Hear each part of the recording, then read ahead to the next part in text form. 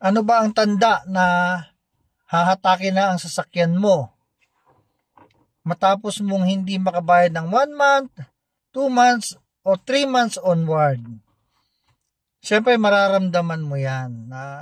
The usual, yung unang makikipag-usap sa'yo na sasabihin nila na may pupunta na sa yung remedial o recovery team na para hahatakin na yung sasakyan mo at i-ready mo na ang susi, i-ready mo na ang sasakyan.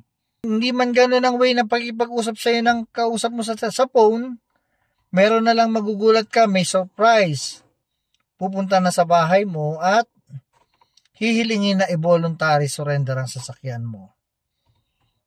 So, yun yung mga tanda na posibleng hahatakin na nga ang sasakyan mo.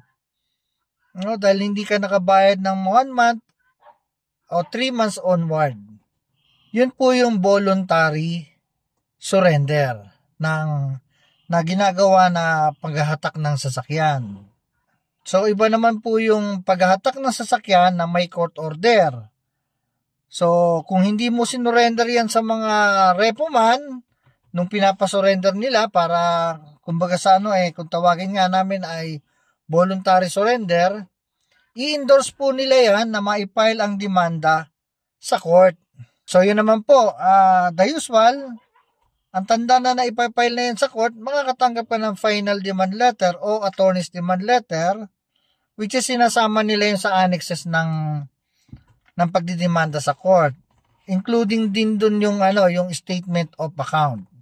Despite na nagpadala na ng final demand letter o attorney's demand letter ang bangko o financing, hindi ka pa rin nag-voluntary surrender o kaya hindi ka nagbayad ng iyong account o hindi mo na isettle yan sa financing, possible po na magtuloy-tuloy ang kaso at magkakaroon po yan ng court order kung tawagin po ay writ of replevin.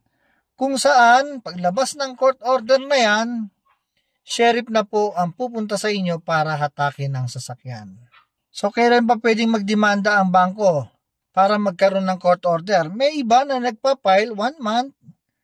Merong iba naman 3 months nagpa-file ng demanda. So, merong iba naman din matagal mag-file ng demanda. So, depende po sa bangko o financing.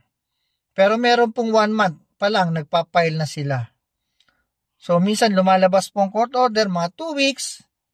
Minsan naman po matagal. So, yun po yung tanda na hahatakin na ang sasakyan mo. Kaya ako madalas pinapayo ko rin, instead naman din na mapapailan ka ng demanda, better to voluntary surrender your car kung hindi naman din kaya.